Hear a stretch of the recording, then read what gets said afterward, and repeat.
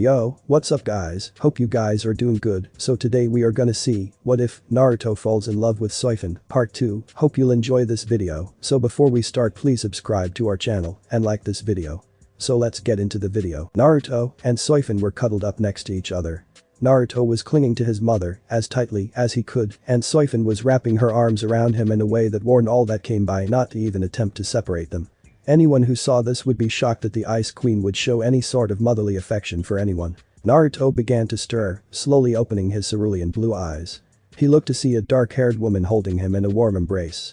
At first he panicked, but then the events of last night came back to him and he looked at the woman, his mother, was last night real? He got his answer when the woman cuddled closer to him and muttered, "My Sachi." Naruto smiled after so many years of wondering if he had a mother he finally has one. He smiled as he nuzzled into her chest savoring the warmth of her embrace, gurgle, but he blushed when he heard his stomach grumbling. He had not had anything to eat the last few days, what with all the mobs breaking into his house and stealing all the money he saved up for food.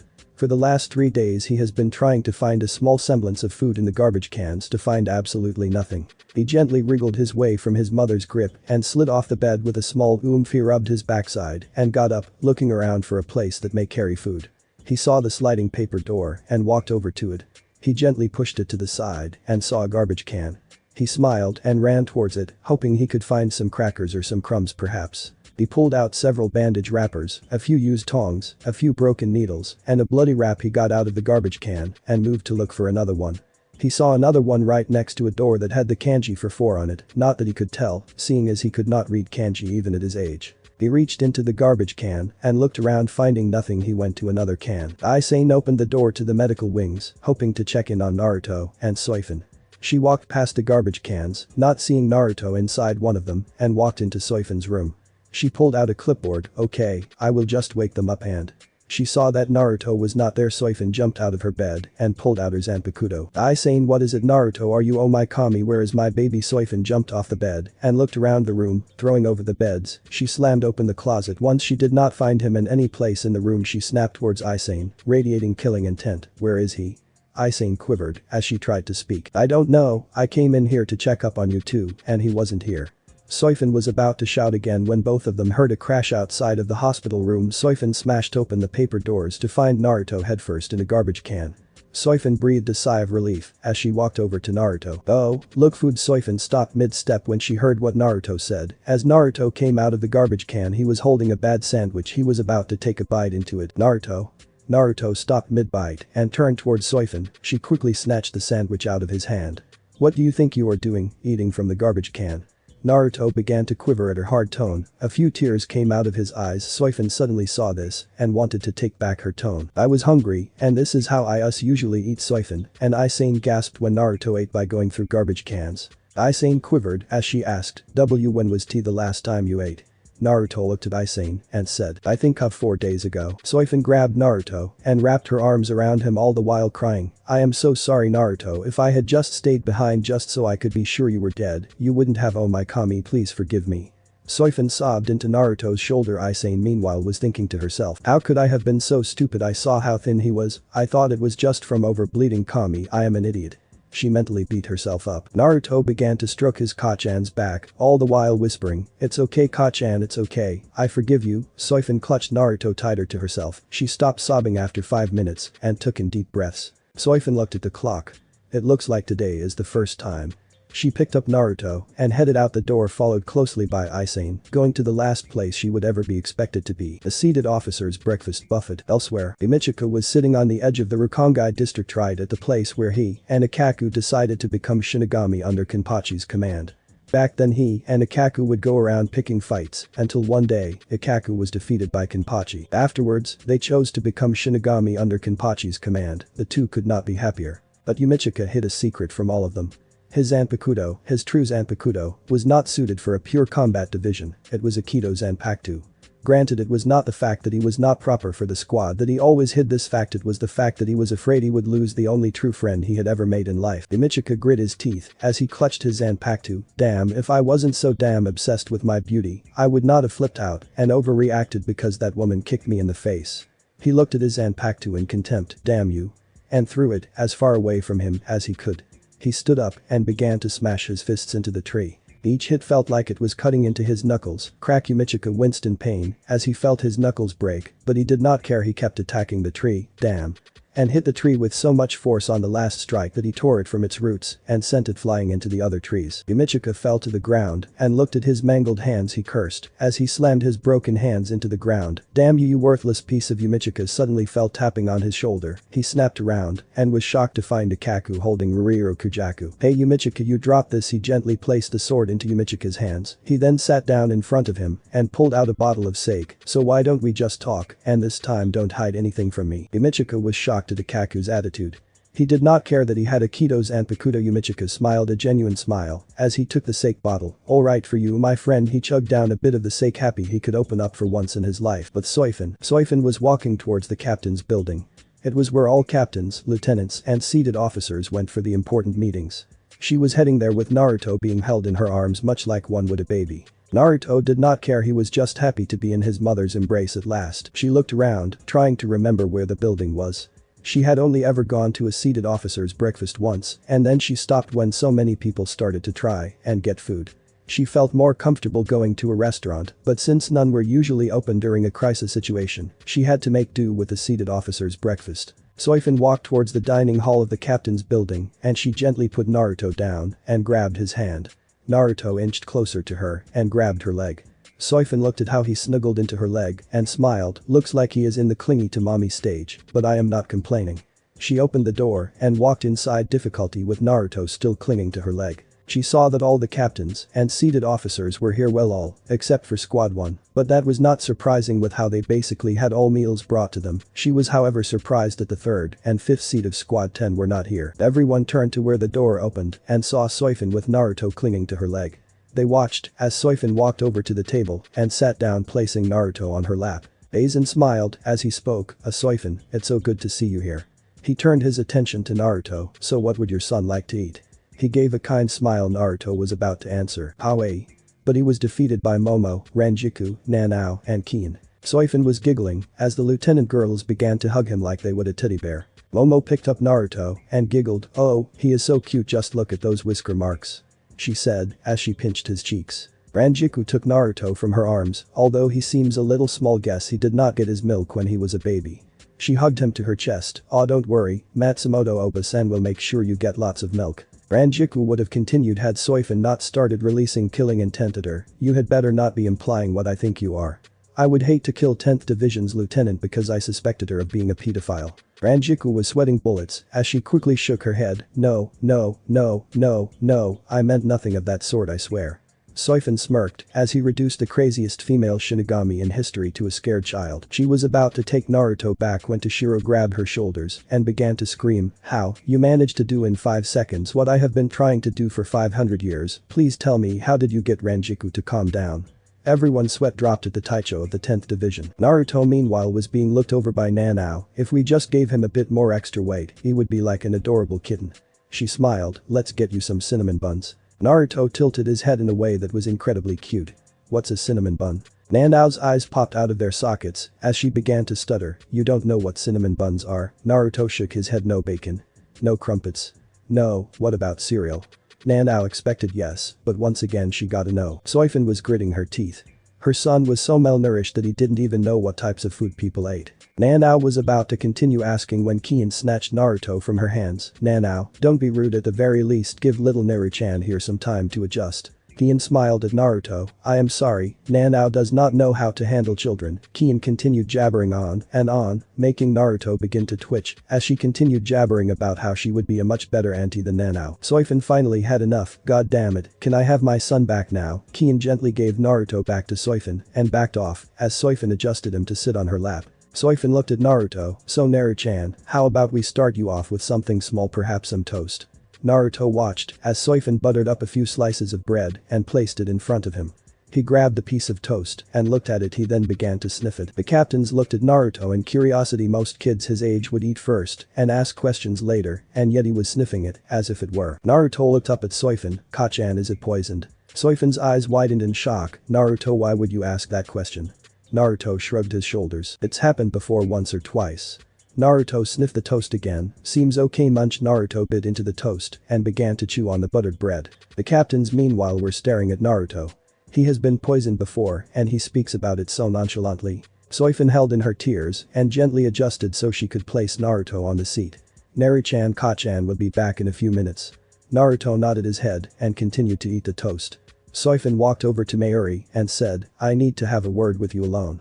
She walked towards the door leading outside while Mayuri walked behind her. Once the two were outside, Soifon spoke, look, I am not going to mince words with you, I do not trust you, and I think it was a mistake having you inaugurated as a member of the Shinigami Corps. However, I do know that you are successful in your field, which is why I am asking you this under extreme protest. Mayuri looked at Soifon and crossed his arms, and what is it you would like me to do, Soifon? Soifon sighed as she began to massage her forehead. I want you to construct a memory device. I want to know exactly what my son went through. Do you think you are capable of doing that? Mayuri huffed as he looked away from her. Of course I can, it would be a trivial matter to use a charged set of neural readers to transmit brain waves over a viewing screen. Honestly, do you believe me incompetent? Soifon looked at Mayuri with a raised eyebrow. Do you honestly want me to answer that question?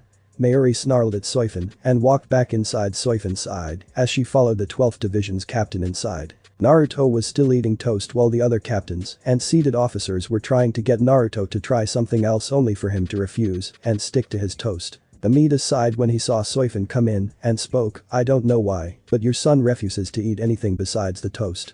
Soifon queried an eyebrow, but then sighed as she smiled. She grabbed a cinnamon bun from the plate and walked over to where Nanao was trying to get him to eat a cinnamon bun. On Naruto, it tastes really good. Naruto shook his head no as he continued to munch on his toast. Nanao was about to try again when Soifon placed a cinnamon bun on his plate and gave him a happy smile. Go on, sweetie. Naruto looked at the cinnamon bun and picked it up. He began to sniff it like before and then bit into it. He smiled at the taste and continued to eat. She looked at the captains and seated officers who were shocked by this and giggled, oh come on, do you honestly think he is going to accept food from strangers? The captain sighed now knowing why he did not accept food from others, except for those he knew. Soifon smiled and sat next to Naruto, wiping the sugar off of his face. Nemu found herself giggling as she saw Naruto move around in his seat to avoid the motherly hanky of death. She went back to eating her meal all the while watching Naruto. Meanwhile in Konoha, the council of Konoha was a complicated one. It was made up of the clan heads from each of the respected clans in the village. Occasionally one clan would be removed from power and a new family would take its place. The council was also made up of civilian merchants who held a high amount of power in Konoha's economy. The job of the council was to advise the Hokage. However, when the Yondaime died, they used the opportunity to gain more power, essentially making the Hokage a figurehead. Since then the council has had control over all sayings in the village. Normally the council chambers were a place of peaceful conflict, debate, and compromise. Today was not one of those days. Crash Danzo smashed into the council walls, clutching his ribcage.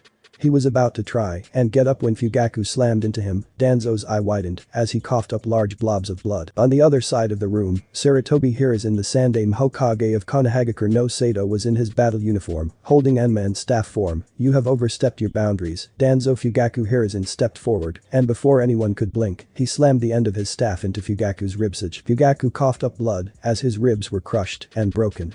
Hiruzen swung his staff upwards, bringing Fugaku up with him. He swung it downwards into the council chamber, smashing Fugaku in the torso and breaking the table into splinters down the middle. Fugaku was clutching his chest, not being able to breathe. Amura and Kaharu were trying to calm their old teammate. Now Hiruzen, I know you're upset, but they were thinking about Konoha. The old man was silenced as Hiruzen buried his fist into his chest, breaking every rib and sending him into the wall behind him, leaving spiderweb cracks. His female teammate began to tremble in fear. As she looked at Hiruzen, she was reminded of when he fought against an army of 100 Iwa troops during the Second Shinobi War, and how he did not even lose a man he had slaughtered and butchered every last shinobi, all except for the current Tsuchikage. Hiruzen turned towards his female teammate, his eyes lighting with a fire that looked as if it could burn through one's soul.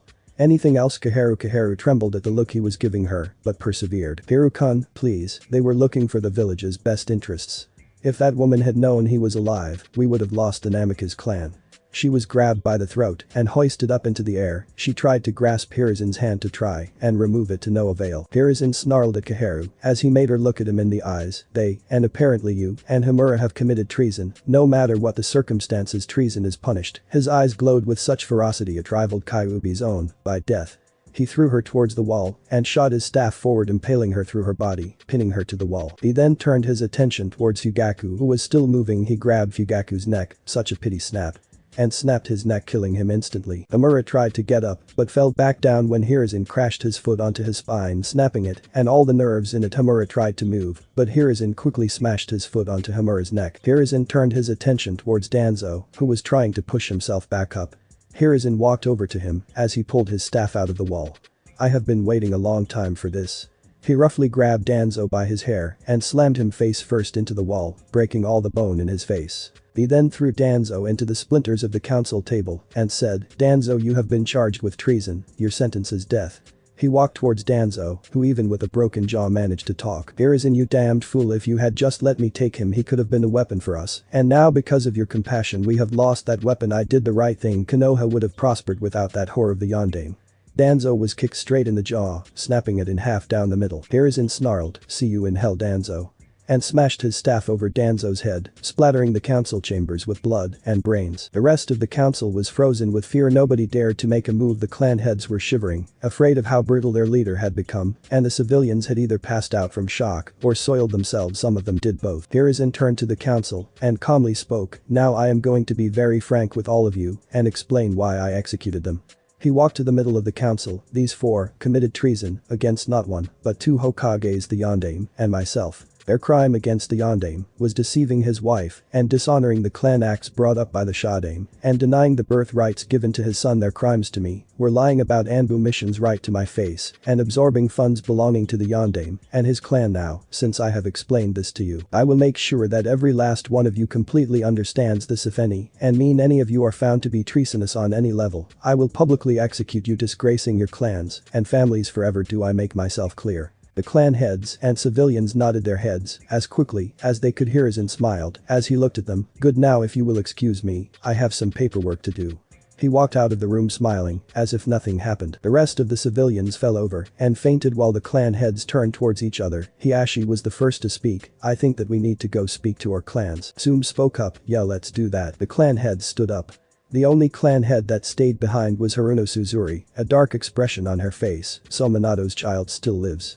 It seems that I can use this to my advantage. I must report this to Orochimaru-sama." Haruno left the room and headed towards her home, ready to report to her master. Back in Sirite, Soifon was holding a spoon and holding Naruto in her lap. "Open up the tunnel. Here comes the choo-choo." She began to make raspberry noises with her mouth as Naruto opened up his own mouth, allowing the food to enter his mouth. Naruto munched on the food and smiled. "Arigato, Kachan." He reached for the toast again. "Taichos?"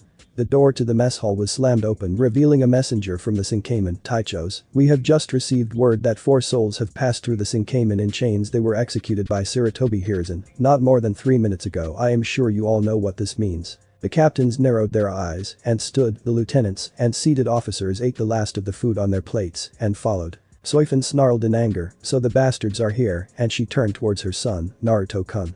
"I am going to have to be somewhere for a little bit. For now I will leave you with a nice woman I met yesterday. She is the one that healed your wounds." Soifon smiled. "Also your godmother will be looking after you as well." Soifon picked up Naruto and disappeared via Shunpo. The rest of the captains and seated officers all headed out of the mess hall towards the judgment hall to decide the fate of the ones just brought here in chains. Elsewhere, Kushina and Orihime were sitting in Soifon's house.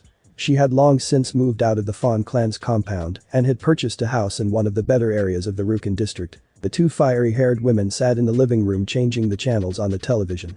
Kushina sighed in annoyance and boredom. "Oh Kami, I am so freaking bored and there isn't even anything to watch on TV.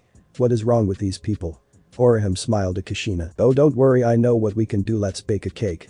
Orihime was about to run to the kitchen when Kushina jumped on her back and started pleading with her. "Please no, I beg you not to make any more of your demon-possessed food. I was over the toilet for hours barfing from that sandwich you made." Kushina started to cry waterfall tears. The two would have continued had Soifon not suddenly appeared in the middle of the apartment. She smiled at Kushina. "Hey Kushi-chan, I am glad you could stay behind to watch Naruto for me. I certainly hope that Hiruzen makes those bastards who hurt my son pay." She set Naruto on the ground and turned him to face her. "Now Naru-chan, I want you to behave for your godmother and Haim-chan, okay?" Naruto smiled at Soifon. "Hi Ka-chan, I will be good." Soifon kissed his forehead and ruffled up his hair. "Good boy." She looked at the two women. "See you later."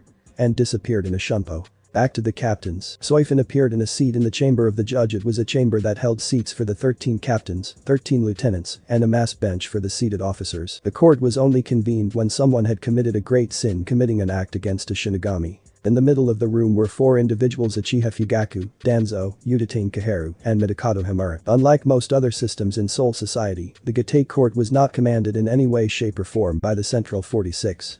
Rather, it was up to the captains, lieutenants, and seated officers to decide whether those brought before the court were innocent or guilty. However, since Yamamoto's reign, he has allowed the Central 46 to influence his decisions on the council.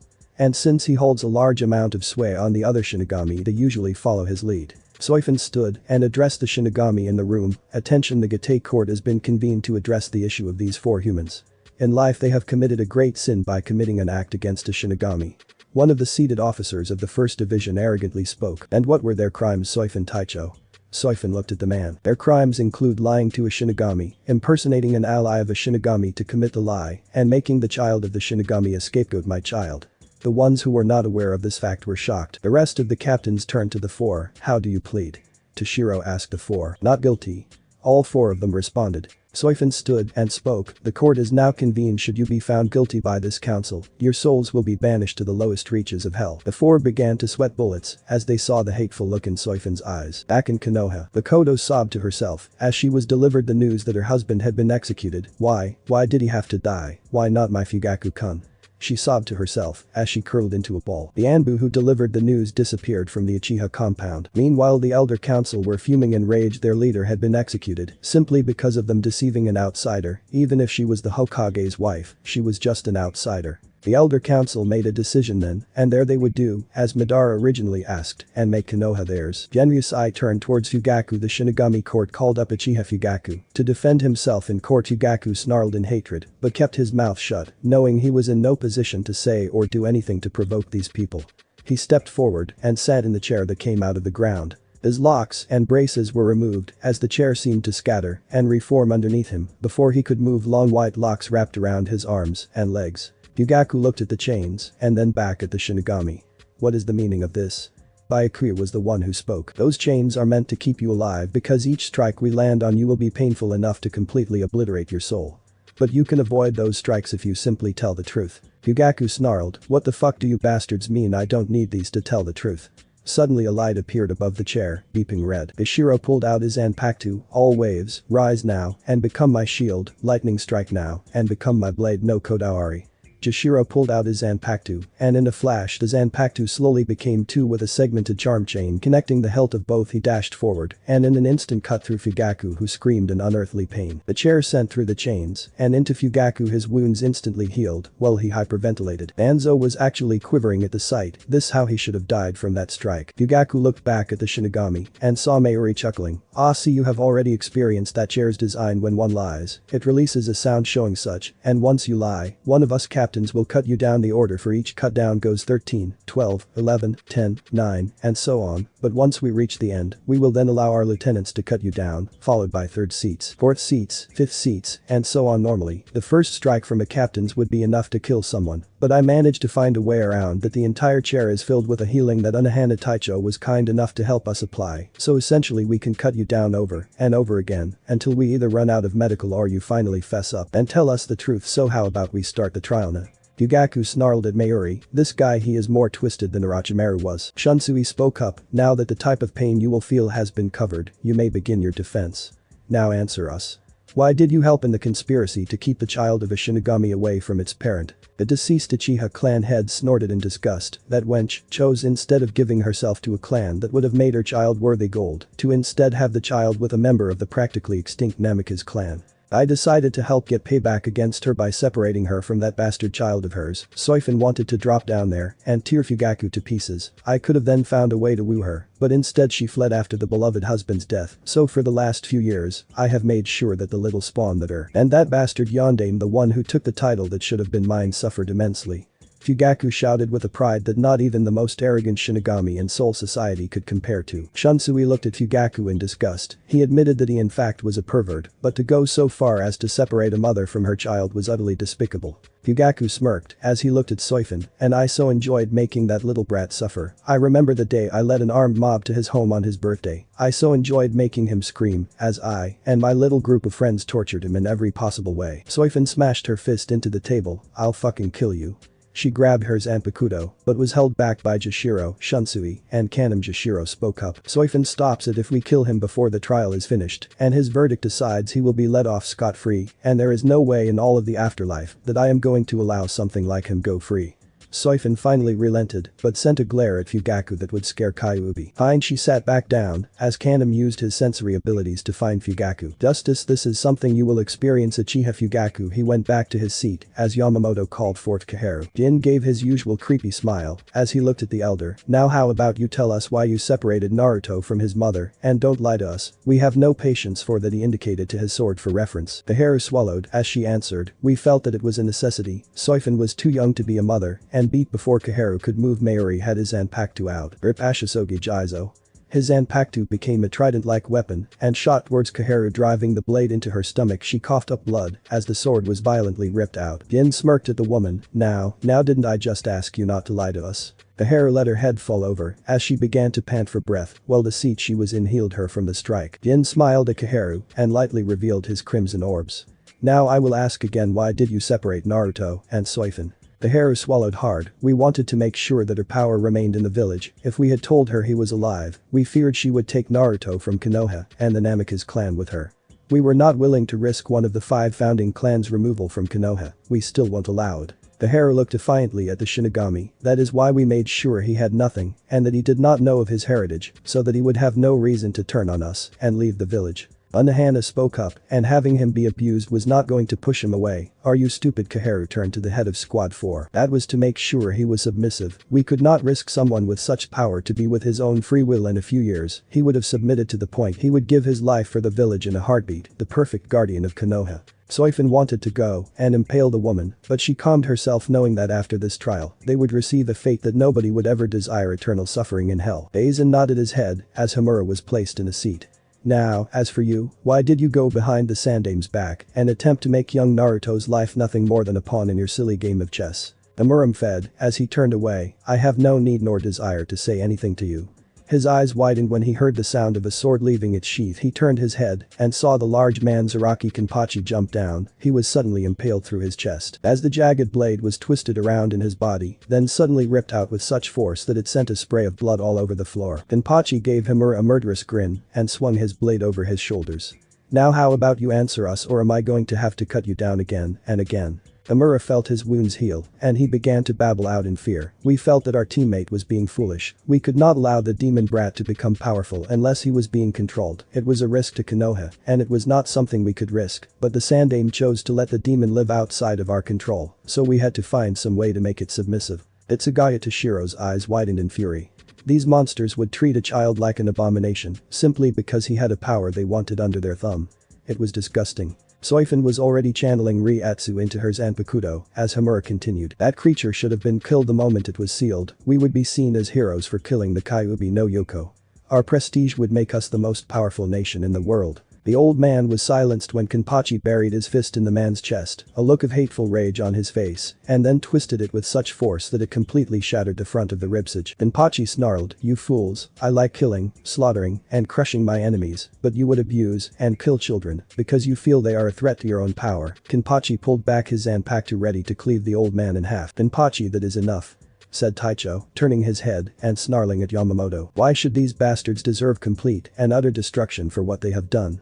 I say we throw them into the pits of hell right now. Yamamoto released his spiritual pressure. Zaraki Kenpachi, as your Sateicho.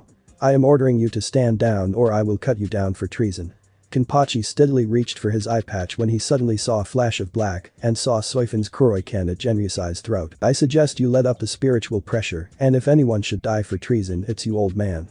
Soifon used Shunpo to get back to her seat, all the while glaring at Yamamoto. Homura was roughly grabbed by his throat by Kenpachi, who was releasing so much spiritual pressure it was suffocating. Pray that neither I nor Soifon are the ones who carry out your sentence when this is over.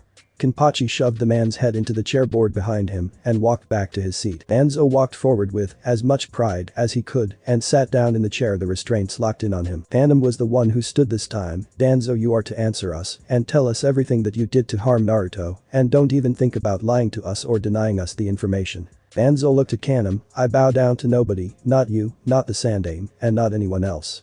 I will tell you nothing. Danzo glared at the group. Toshiro pulled out his Zanpakuto, sit upon the frozen heavens high Iron Meru. Toshiro's Zanpakuto lengthened as a crescent-shaped moon blade appeared at the end of the hilt. He dove towards Danzo and sent the blade into Danzo's body. Danzo cringed but refused to scream out in pain. Mayuri looked at Danzo. Interestingly, he seems to have been able to resist the pain. I wonder how that is possible. Perhaps I can convince Soifon to allow me to perform research on him. Toshiro ripped Hyorin Meru out of Danzo's body and snarled. I suggest you talk soon because each strike will only hurt more than the last. Toshiro used Shunpo to return to his seat, all the while staring at Danzo, as if he were a target to be cut down. Danzo coughed up blood. I will not surrender any information, nothing you can do will make me. Phantom pulled out his Zanpakuto. Cry Suzumashi. Kanem's Zanpakuto began to rapidly vibrate. Benihiko Suzumashi Nishiki. He swung his blade as a trail of long blades appeared before him and then flew towards Danzo. Danzo took several of them in his body. He winced very badly as he coughed up large globs of blood. He looked defiantly up at the Shinigami. I will never submit. Shunsui sighed as he reached for his Zanpakuto. Byakuya was looking at Danzo, incredibly curious. He has taken strikes from not one, but two captain-class Shinigami. How is it possible that he has managed to even survive up till now? It is impossible. Shunsui pulled out his Zanpakuto and called its name, Flower Wind Rage and Flower God Roar, Heavenly Wind Rage and Heavenly Demon Sneer Kaiten Kayakatsu. His blades glowed with a bright aura. When the flash died down, it revealed two massive scimitars of Chinese origin. Shunsui appeared in front of Danzo and with extreme precision, forced the blades through his ribs and into each individual lung. Danzo actually screamed in pain as he tried to struggle as blood began to form in his mouth. I won't submit. He said the last part as loudly as he could, his mouth bubbling from all the blood in it. Shunsui sighed. He truly is stubborn. He turned towards the Taicho of the 7th Division. Alright Sajin, it's all yours. Shunsui chose to walk back to his seat while Sajin walked down as well. Sajin stood in front of Danzo and reached for his Zanpakuto. I will make sure this hurts. Roar Tenkin. Sajin punches at Danzo, and out of nowhere a massive fist of iron collides into the Warhawk. Sajin pulls his arm back, and the arm disappears. Danzo is so wounded that the healing chair is barely able to heal his wounds. Sajin grabs Danzo by his front. Now we will say it again, what did you do to harm Naruto? Sajin tightened the grip on his sword for emphasis. Danzo looked at Sajin, never, and spat in the captain's eyehole. Sajin let go of Danzo and clutched onto the eyehole, inadvertently enlarging the crack. The helmet he was wearing was now barely holding together, and his eyes were revealed to be very animalistic. Sajin snarled at Danzo, very well Byakuya do, as you need. Sajin walked back to his seat, chips of his helmet falling from the crack. Phantom heard the chips hitting the ground. This isn't good. Sajin is self-conscious about how he looks because of how he was treated, but maybe if the others accept him, he will be less self-conscious. He looked at the captains. I hope they do, but for now I must focus on the path of justice, starting with these men who will soon face justice. Byakuya stood and walked forwards elegantly, drawing his Zanpakuto. Allow me to show your power. Scatter Sanbonzakura. His Zanpakuto scattered in a swirl of cherry blossoms, leaving only a hilt. The cherry blossoms swirled around and began to cut up Danzo mercilessly. Danzo was screaming in pain as each individual blade sliced through his body. His blood was flowing across the floor as Riatsu was pouring into him, keeping him alive. The cherry blossoms returned to the hilt and reformed the katana. Danzo was coughing up large globs of blood as he was panting. Byakuya looked at Danzo. Now will you talk and face our law? Danzo did not reply, but shook his head. Byakuya closed his eyes. Fair enough, Aizen, make sure he talks. He turned back towards his seat as Aizen readied his Zanpakuto. What do? I can't let them know its true abilities, and I have not had time to cast the illusion. Yet damn, as if Kami herself was answering his call, a voice erupted over the speakers. Attention, all Shinigami Corps, ready yourself. We have a Ryoka attack on the west compound of Squad 7, the north side of Squad 11's compound, and at the Senseikyū. Shunsui, Kenpachi, and Byakuya turned towards the loudspeaker. Yamamoto stood. This trial will be completed later. For now we have an attack to deal with. Yamamoto disappeared via Shunpo along with the other captains. Soifon looked down and snarled at the 4 weary old bastards being taken away by the 1st Division. This isn't over, you old bastards, not by a long shot. Naruto, same time as trial began. Naruto looked at Kushina and Orihime and nervously waved. Hi, I am Naruto Uzumaki. Naruto. Orihime quickly smiled and grabbed Naruto, pulling him into a hug, screaming, Howie. She was so preoccupied with hugging him that she did not notice he was pressed in between her impressive bust. Naruto suddenly began to quiver, remembering something like this happening before, right before he was beaten. Naruto began to whimper, breaking Orihime out of her kawaii hormone-induced trance. She looked down at Naruto, who was shaking, and his eyes widened with fear. He suddenly tore himself from her grip and crawled backwards, shaking with fear. No, hurt, please, no. Naruto began to tear up as he continued to quiver. Kushina saw this and frowned. Why is he acting like this? I heard rumors about a kid being abused, but since I was always busy with missions, I never got the chance to check out these rumors. Was my godson beaten? She clutched her katana tightly. If he was, I am going to be cutting some people up painfully. Orihime saw Naruto quiver and reached for him. Naruto. He wasted no time and bolted towards the door. Naruto. Naruto crashed open the door and ran towards the. Kushina jumped up and ran after him, but she was knocked over by an incoming person. Hey, watch where you are going, lady. Kushina looked up to see who it was. It was a woman with scraggly black hair with bandages wrapped around it. She was wearing a red sleeveless dress and a very short pair of shorts. She had a bust that rivaled that of Tsunade, but what caught Kushina's attention was that she had no right arm, instead having a prosthetic limb. Kushina got up and was about to head in the direction she saw Naruto run. Hey, her shoulder was grabbed as she was forcefully turned around. You just ran into me, I suggest you apologize. The people in the street began to whisper. Is that girl insane? That is Shiba Kukaku she just ran into. If she doesn't apologize, she is doomed. Man, cat fight. The conversations continued while the now known Kukaku simply glared at Kushina. Well, she waited for Kushina to get up and apologize like the rest of the people that crossed her path, aching, but instead found the point of a katana grazing her throat. Kushina released killing intent while she snarled in Kukaku's ear. Try to stop me or piss me off again and I will give you another hole to breathe out of. She removed the katana as Orihime came out of the house. Kushina turned towards Orihime. Come on, let's find Naruto. The two fire-headed women ran in the direction Naruto went while Kukaku snorted with a smirk. Well, at least they have backbone, but inwardly she was thinking something entirely different. I didn't even see that woman move, and I know she is not a Shinigami, so who is she? And what the hell is she doing with that orange-haired girl that came with Orochi? Deciding standing there and thinking would not solve anything, she began to chase after them. Naruto ran through the crowd, fear evident on his face. He was remembering how once he was beaten after a woman crushed his head in between her breasts. A mob had seen the woman hugging him and attempted to kill him. His eyes watered at the memory, but he kept running, hoping he could find his mommy. Suddenly Naruto turned a corner and ended up running into a person around his height. The two fell into a nearby storm drain, or at least it looked like a storm drain. The two screamed as they were suddenly pulled by whatever was in the storm drain. The two began to twist inside the pipe as they began to pick up speed. The two saw a light at the end of the drain and screamed as loud as they could as they shot out of it. The two landed in a pile of garbage and groaned. Ow, that hurts. Naruto pushed himself as he looked at the person he knocked into. Hey, you alright?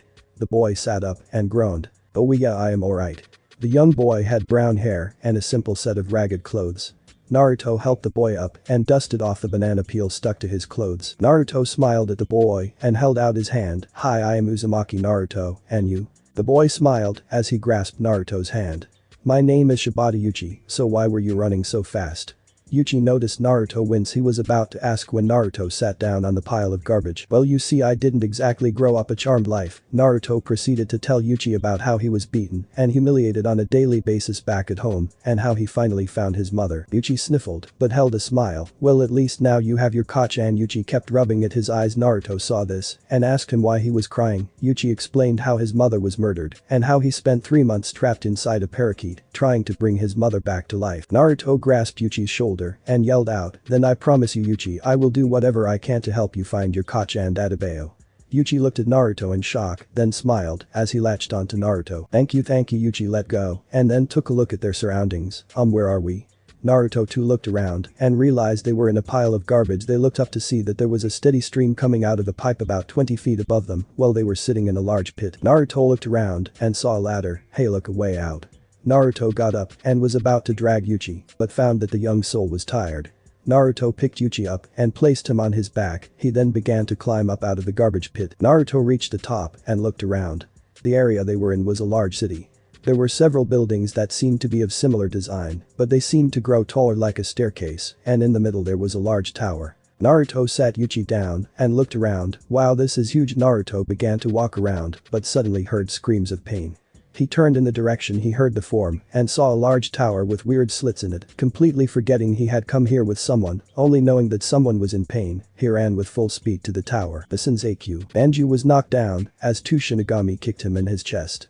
Quickly performing a few movements he yelled, Seppa slamming his palm into the bridge, turning the bridge partially into sand, sending the two Shinigami to their deaths. Meanwhile Hinataro was picking Rukia up on her feet. He had been passing by to head back towards the 4th division. When he saw Ganju running for the Senseikyuu, he came by in time to see him use his sand palm to open the door to the Senseikyuu. He managed to stop Ganju from taking his anger out on Rukia when two Shinigami showed up. Ganju sighed as he took in deep breaths, damn, Kukaku is going to be pissed if I fail here. He turned towards Rukia, but that Shinigami killed Kei and Araniki. I can't allow her to get away with such a crime. He was about to turn and attack Rukia. Well, three little insects, breaking the laws of our society. Rukia's eyes widened in terror as she looked up to see Kichiki Byakuya walking towards them ready to draw his sword. Banju stood his ground. Who the hell are you? Byakuya drew out his Zanpakuto. I am Kichiki Byakuya, Taicho of Squad 6 and head of the Kichiki clan. Now move. He tried to step past Ganju and head directly for Rukia, but Ganju tried to slice at him with his blade. Sorry, but I have no intention of backing down. He jumped back and ready to use his seppa. Byakuya looked at Ganju. I must request that you back away. I do not desire to waste my time with an insect like you. Ganju snorted as he pulled out a large explosive. Really? Well, you may not know this being from the aristocratic Kichiki clan, but we Shiba men don't ever back down from a fight. Byakuya's eyes slightly widened before he retrieved his stoic demeanor. I see, so you are of the Shiba clan, then I apologize for holding back. He held up his Zanpakuto. Scatter. Rukia's eyes widened as she broke free of Hinataro's grip. Sanbon. His Zanpakuto shattered into hundreds of sakura petals and traveled towards Ganju. Ganju tried slicing at them, only to find it was useless before he suddenly felt sharp pains all over his body, and then a spray of blood coated the area of the bridge he was on as he collapsed to the ground. Rukia tried to run towards Ganju, but Hinataro held her back. No, I have to stop him, or the Shiba clan will lose another one. Byakuya walked towards the fallen Shiba as his Zanpakuto reformed itself. I must say I am impressed. Very few are capable of surviving the strikes of Sanbon. As a token of mercy, I will end your life quickly. He raised his Zanpakuto, about to drive it into the last male Shiba. Hey you. Byakuya turned around in time to see a rock before it collided with his face. He clutched his nose as it began to leak out a bit of blood from the contact. He opened his eyes and saw Naruto standing over Ganju. Leave him alone. Why are you hurting him? He is defenseless.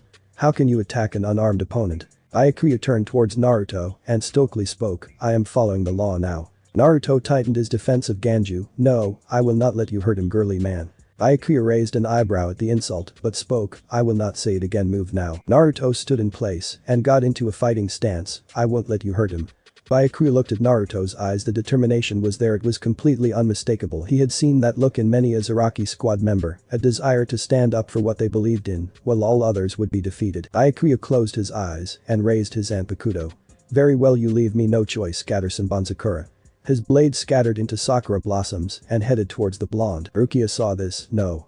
And kicked Hinataro in the shin, forcing him to let go, running towards Naruto. Naruto looked at the incoming cherry blossoms. I won't lose. He reached for Ganju's meat cleaver, but suddenly found a woman with dark hair and wearing a red collar with a white dress standing in front of him. Rukia stood her ground and aimed to protect the blonde from Byakuya's strikes. At least I can save one person before I die. The sakura blossoms began to circle around Rukia, and Rukia made sure she was in a stance so she would receive the front. The cherry blossoms began to close in, but out of nowhere the cherry blossoms were shattered to bits. Rukia's eyes widened, not believing what had happened, while Naruto was looking at the pink dust bits floating in the air. Suddenly Byakuya found himself keeling over as he coughed up several globs of blood. He was then shot into the wall behind him, clutching his ribcage in pain. He then felt a tight grip around his throat and found that he was being held in the air. He opened his eyes and found himself actually shivering for the person who was holding him by his throat and giving him a look that would terrify any sane human being was one very pissed off Soifon, mother of Uzumaki Naruto and of the 2nd division. Byakuya was kicked in the stomach as Soifon pulled him downwards, increasing the strength of the blow. He was then thrown into the ground as Soifon buried her foot in his stomach. Byakuya began to cough and sputter out blood as Soifon grabbed his hair and yanked him up so she could speak in his ear.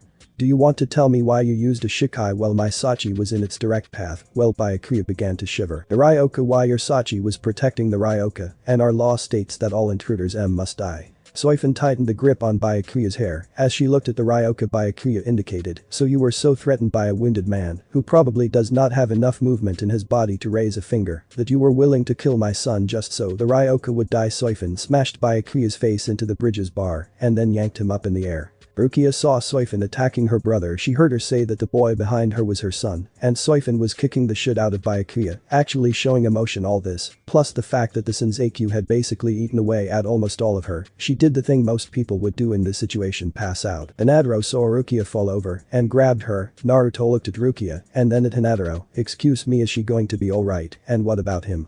He indicated to the man lying on the ground in a pool of his own blood. Hinataro smiled at Naruto. Oh, don't worry, I am pretty sure he will be alright. He then frowned as he looked at Ganju, but if we don't heal his wound soon he may die. Hinataro pulled out his Zanpakuto and brought it up. Hey wait, what are you doing? Hinataro sliced downwards and hit Ganju's wounds, causing them to sizzle and close up. Hinataro kept on doing that as the bar on his Zanpakuto continued to rise up as red came up. Hinataro stopped as soon as it was about to hit the top. Alright, his wounds are now healed enough that he shouldn't be in any real danger for now at least. Soifon lifted Byakuya. He was definitely not in the best of conditions.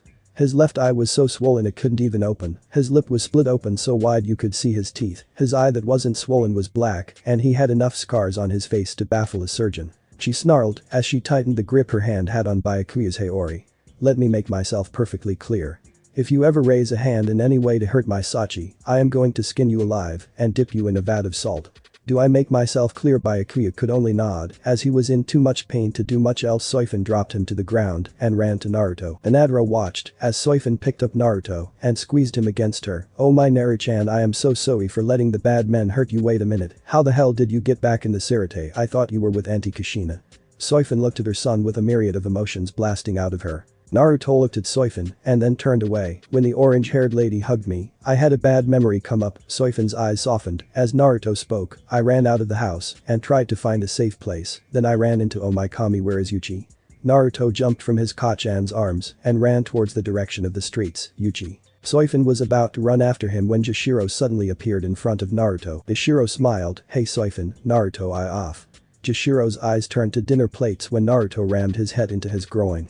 Naruto fell backwards as Yashiro fell to the ground in pain. Soifon saw this. A slight twitch came to her lips, another twitch. Finally her eyes began to water and the dam broke. Okami, that was so, oh man, that was funny as hell. Meanwhile, Naruto was pushing himself back up. He saw Jashiro on the ground, clutching an area in between his legs. Hey mister, are you okay? Jashiro looked at Naruto with a strained smile. Oh don't worry, I'm fine, I just have severe pain in my. Jashiro was silenced by a dose of killing intent from Soifon, who snarled out. If you so much as make a single joke about that area of your body in front of my son Jashiro, I am going to make you wish it was your tuberculosis that killed you after I am done with you. Jashiro quickly nodded his head as Naruto jumped over him. Yuchi. Soifon sighed. Man, I never realized being a mother could be this hard. She looked at Naruto and her eyes widened. Wait a minute. She narrowed her eyes as she noticed several black squiggles on the back of his neck. Her eyes widened as she noticed what it was: a seal with Kushina and Orihime. Kushina was going nuts. She just found her godson and now she lost him. Oh yeah, she was doing amazing. Orihime was knocking down people and yelling out, Naruto, Naruto. She ran into a person's stall and sent all their goods spreading over the streets. Kushina stopped running around and shouted, Kami, damn it, where the fuck is he? Orihime ran down an alley and began to shout, Naruto, where are you, Naruto? Kushina ran down an alley and looked in every trash can, hoping to find him. The two both turned around and ended up standing right in front of each other. Find him? Kushina sighed as she shook her head. Orihime was about to run back into the streets and find him. Hey you two. The two fire-headed women turned around to see the same woman from earlier standing at the end of the alley. Just who the hell are you two looking for? Kushina looked the other way. It's none of your business who we are looking for. She was about to walk away, but Orihime grabbed her shoulder. Kushina came on. If we continue looking for him, as we are now, we are never going to find him. Kushina gritted her teeth, but let out a sigh of annoyance as she clutched her forehead. Alright, sigh. She turned to the woman. First off, I would like to know your name. The dark-haired woman smirked as she pointed to herself. Shibakukaku, at your service. Squad 7 West Compound. Sato Yasutora ducked a slice of one of the Shinigami and delivered a punch to the man's jaw. The Shinigami fell backwards as he had to dodge the strike of another Shinigami. Sato or Chad, as most people called him, got sliced across his right arm, but luckily he had his Brazo Derecho de Gigante activated, otherwise his arm would have flown right off. His arm was black with red markings, and it was unnaturally larger than any human arm. He grabbed the incoming blade by another Shinigami. You know it's not polite to attack an opponent from behind. He then used his other arm to deliver a strong punch to his face. Chad began to pant as his Brazo Derecho de Gigante receded. Man, that takes a lot out of me. He stood up and looked towards the central tower. I better get going, Ichigo may need my help.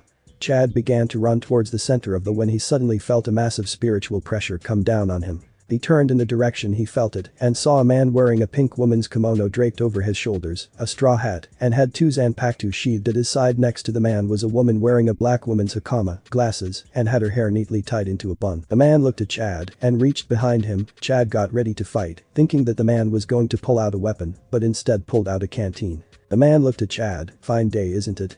The man uncorked the top and began to drink. Chad sniffed the air and smelt sake. I am sorry, but I need to get past you, my friends could be in danger. The man looked at Chad and sighed. Are you sure you don't wish to partake in the elixir that is sake? Chad quirked an eyebrow. I am underage, so no. He began to walk towards them, but the man suddenly pulled out his zanpakuto. I want to let you know that I really don't want to do this, but you did invade the Soul Society, so we have to capture and detain you. Chad readied his Brazo Derecho de Gigante and began to charge into the arm. The man smiled. By the name, I would like to know the name of my opponent if you don't mind. Chad looked at the man. Sato Yasutora, and yours? The name is Kairaku Shunsui Taicho of the 8th Division. The two charged at each other as they readied their strikes. 11th Division. Kurosaki Ichigo sliced at a large Shinigami before he used a back kick and struck the one coming at him from behind. He quickly readjusted his foot and swung it at another Shinigami. He then slammed his blade point first into the ground and used it to jump over 3 Shinigami before he struck each one of them in the face. Once he landed, he turned to block and strike 3 Shinigami. He snarled at them, get out of my way, and swung his zanpakuto with enough force to send all 3 of them flying into the incoming Shinigami. Ichigo began to pant as he clutched a wound on his shoulder. Damn it, I need to get moving, now.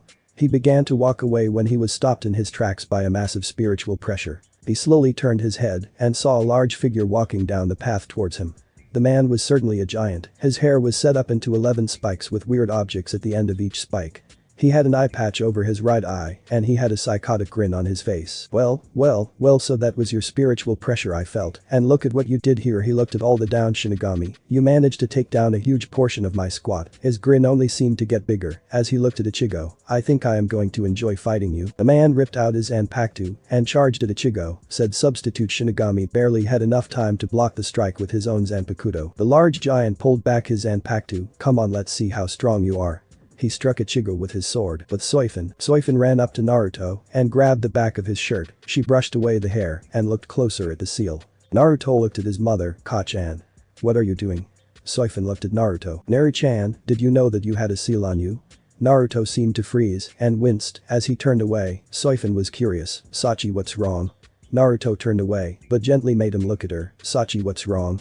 Naruto looked at the ground as he began to twiddle his right foot. I asked Oji-san to put the seal on me. Soifon was shocked. Why would he ask the Sandaime to apply a seal to him? Neri-chan, why did you ask him to put the seal on you?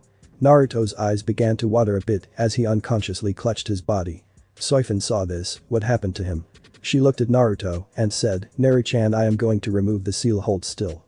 Soifon reached to push her into the seal and remove it, but her hand was caught by a trembling Naruto. Ah-chan, please don't take it off, I don't want you to look at me.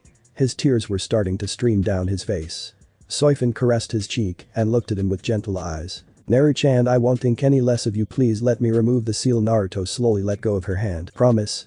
Soifon smiled. I promise. Naruto let go of her arm as she reached towards the seal and charged her into it. The seal shattered in a few moments. The seal's effects began to disappear as a mirage went over the blonde. Rukia had woken up from her shock and saw the mirage. Yashiro was getting up from his little injury and Hinata was curious as to what these seals were. Soifon watched the fading effects of the when it finally cleared. She was at first stoic, then her eyes widened in mortified horror as her eyes brimmed with tears. When Rukia saw the effect, she immediately began to quiver at the sight and began to feel very sick. Ishiro did the exact same thing, but he actually began to cough up blood. Hinata had never seen such things on a human being and began to waver where he stood. Soifon grasped Naruto's shoulders as she looked at Naruto. Oh, Kami-sama, what happened to you? Naruto's body was littered in scars. He had several diagonal scars going across his chest and back. His arms looked like they had been burnt and then quickly frozen if the cracks in the flesh were anything to go by. His left eye had a vertical scar going across it, and his cheek seemed to have jagged marks where his whisker marks were. His ribs were clearly visible, even more so than what they had seen back at the 4th Division headquarters. In fact, every bone in his body was visible. His sockets were sunken from hunger and dehydration, and his eyes looked bloodshot. His fingers were partially deformed, but one could see that it was not a natural deformity, rather the bones were intentionally placed in the wrong spot. Naruto looked away, not wanting his mother to see his hideous form. He looked to see his mother's mortified expression and expected to be hurt, but instead he found himself embraced in a hug as his mother cried into his shoulder. "Oh Sachi, I'm so sorry, if I had just stayed." Naruto hugged his mother and stroked her back, crying as well. "Don't worry Ka-chan, it's not your fault." Soifon cried into her son's shoulder for another minute once she finally calmed down. She stood up with determination in her eyes, she snapped her fingers, and several members of the punishment corps appeared before her. "Soifon Taicho, what do you wish for us?" She looked at the group before her. "I want you to locate all captains, lieutenants, and seated officers, except for those of the 1st Division, and have them all head to the projection room, and the one who locates Mayuri can relay this message exactly as I say it. Kuritsuchi Mayuri, Soifon wants you to have that memory viewing machine done in the next 2 hours or less, or she is going to use him for target practice for the punishment corps, am I clear? Also, I want you to locate Inoue Orihime and Uzumaki Kushina. They will be in the Rukin district now, move." The punishment corps quickly disappeared to their respective duties. Soifon picked Naruto up in her arms. "Come on sweetie, let's go find out how many people in Konoha I need to kill." She was about to leave, but suddenly turned around. "Hey you four, come with me. That includes you too, Kichiki." Rukia looked at Soifon in shock. "Since you were willing to risk your life to protect my son, I will make sure to do everything I can to make sure you aren't condemned to the Sakyoku, I promise." She began to walk away as Yashiro finally pulled himself together. Rukia stared after Soifon. "She wants to help me." The 3 Shinigami could do nothing as Soifon disappeared in a shunpo and grabbed Ganju so they could take him to the medical ward. But Ichigo was about to block another strike from the large man before him, but suddenly a smaller man appeared next to them. "Zaraki Taichu, Soifon Taicho has asked that all captains, lieutenants, and seated officers minus the 1st Division be present in the projection room now." Kenpachi sighed as he regrettably sheathed his sword. "Damn, oh well, best not to keep her waiting." Kenpachi was about to walk away. "Hey wait a minute, what the hell is going on? You were so adamant on fighting me a minute ago, and now you are just walking away, what the hell?" The man that appeared before turned towards Ichigo. "Are Kurosaki Ichigo correct?" Ichigo was confused that the man knew his name. "Yeah, what of it?" The man slightly bowed. "Inoue-sen speaks highly of you." Ichigo eyes widened. How did this man know Orihime? "You know Orihime, what have you done to her?" The man waved his hands in front of him. "Don't worry, she is safe and sound. Our captain has insisted upon her being protected, saying that she owes her a debt she can never repay." Ichigo was confused at this what debt, but that didn't matter at the moment. "Where is it?" "I can take you to her if you like. The captain has also requested that she be brought to the place we are heading, as well." Ichigo squinted his eyes, but shrugged it off. The look in the man's eyes told him he wasn't lying. Besides, it's not like he had that many other options. "Wait, hold on, what about Rukia?" The man sighed. "Our Taicho is likely going to place her under protection as well, after all she did defend her son." Ichigo sighed in relief, but kept a close eye on the man. He did not know if this guy was telling the truth or not, but this may be his only chance to rescue Rukia. With Kushina and Orihime, the 2 fire-haired girls were talking with Kukaku, who was now a bit confused. "Hold on a minute, you are telling me that you are looking for the child of Soifon, a member of the Fon family. He has blonde hair, blue eyes, and whisker marks. His skin is tan, and he is very boisterous." She began to massage her forehead as the information came to her. "Whoa, that's an odd series of events if I ever heard one." Kushina was a bit confused. "Why?" Lukaku sighed. "Well, most members of the Fon family have really dark hair, pale complexions, and are a bit, how do I say this, reserved." The 2 girls nodded in understanding. Before the 3 could continue their discussion, a man from the punishment corps appeared before them. "Inoue-sen, Uzumaki-sen, Soifon Taicho wishes for the 2 of you to come to the projection room immediately." Orihime was shocked. "Wait, we need to find her son. If we don't," Orihime's speech was cut off by the man. "Don't worry, she already found him, but she is probably going to have a little chat with you when you arrive." The 2 gulped, knowing full well the wrath of an angry mother. But Soifon, 1 hour later. Soifon was sitting in the projection room while her son was sitting in her lap. She had such a tight grip on him that I would probably take her entire squad to separate the 2 at least before Soifon kills them all for doing such a thing. She has been stroking Naruto's hair for the last hour, all the while whimpering. As she examined the scars, some looked like they had been inflicted with barbed wire, others looked like they had been placed there by jagged katanas, others looked like the aftermath of some hematoxic poison she had seen before. Naruto looked up at his mother, Kachan. "What are we doing here?" Soifon looked at Naruto and said, as gently as she could without breaking down, "Sachi, I asked a colleague of mine to make a device so we could see what your life has been like." Naruto's eyes widened as he suddenly began to struggle. "No, I don't want Kachan to see, I don't want you to cry." He tried to struggle out of Soifon's grip, but she held on and spoke sternly to him. Uzumaki from Naruto. "I am your mother and I want to know who hurt you afterwards. I am going to show them what happens when you mess with a Shinigami's child. Am I clear?" Naruto nodded, slightly afraid Soifon saw this and gently hugged him. "Sachi. I just want to know what happened, that's all." Naruto nodded his head as he gently nuzzled into his mother's warm figure. Soifon stroked his hair as she thought to herself, "I promise my Sachi, I will never let anyone hurt you again if I can help it." The door opened and people began to pour in. The captains all sat in the same area Soifon was sitting, the lieutenant sat in the area near them, and the seated officers sat wherever was left. Soifon saw Byakuya enter with a limp and lightly snarled at him. The doors opened and Kurosaki Ichigo came in with Kenpachi carrying him like a sack of potatoes. The door opened again as Kairaku Shunsui came in to help Chad walk as he seemed to have injured his leg. Soifon saw that the two captains did not see them as a threat but kept her eyes on them, like, "I will let another person harm my Sachi ever again." She was about to continue looking around when the doors opened and two of her squad members walked through with Orihime and Kushina walking behind them. She gestured for them to walk over where they began to sputter out apologies. Soifon stopped them before it got out of control. "It's alright, I'm not mad at you two." The two girls sighed in relief as Soifon looked at them. "Naruto told me he ran out because when Orihime hugged him, it triggered a bad memory. It's not your fault." Orihime looked at Naruto and her eyes widened when she saw the scars. "What has happened to him?" Kushina looked at Naruto and felt like she was going to retch. Soifon looked at the projection screen. "Once Mayuri gets here with his memory viewing machine, we'll find out." Orihime wanted to ask more, but before she could ask, Orihime. She turned around to see Ichigo running towards her.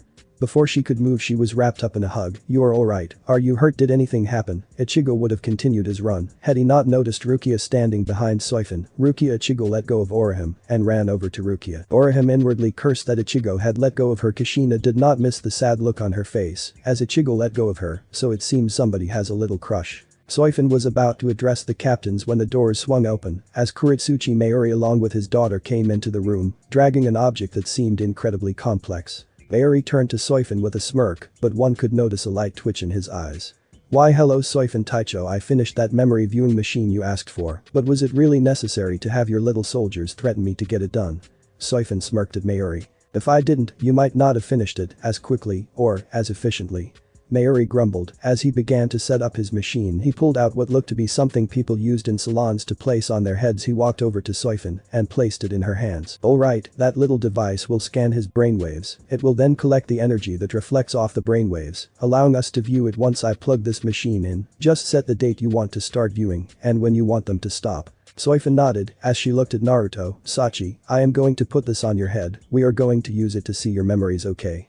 Naruto nodded his head, unaware of the many people looking at him in shock. Michika and Ikaku, who had finally returned after their little talk, felt like they were going to throw up at the sight of Naruto's scars. Ikaku was thinking, what the hell happened to this kid? Michika was thinking, how ugly, who did such a thing happen to a boy who could possibly become quite beautiful? Ichigo was holding his stomach, having a very hard time keeping himself from puking. The reactions continued until Soifon looked at the captains and all the Shinigami she had requested to be here. "Alright everyone, I called you all here because you are most likely going to see more evidence to support the decision to have Uchiha Fugaku, Danzo, Midokado Himura and Udatane Kaharu sent to hell for the Ryoka, and those who do not know this, you are welcome to leave." She saw that nobody stood. Ichigo earned near Orihime. "Orihime, what is going on?" Orihime looked down and clutched her frame. "Ichigo, do you see the boy down there, the one with the scars?" Ichigo nodded. How he could not have seen him. "Well, the woman up there is his mother, and the people she is talking about abused her son immeasurably. She found him broken, beaten, and bloody. I managed to save his life." Ichigo's eyes widened. He turned to look at the kid who was sitting there twiddling in his seat. "Had I not healed him," Ichigo looked at his classmate, "he would have been dead by now." Ichigo looked down, understanding what she meant. He decided to stay, wondering just what the hell the kid did to possibly deserve such a fate and what he had to deal with. Soifon began to adjust the machine and then kissed the top of Naruto's forehead, which was just barely visible. The projection screen suddenly lit up and started with the first memory Naruto ever had, the attack of the Kyuubi no Yoko. Central 46. Central 46, the meeting place of 40 wise men and 6 judges. They were the supreme leaders of the Soul Society outside of the king of the Shinigami himself.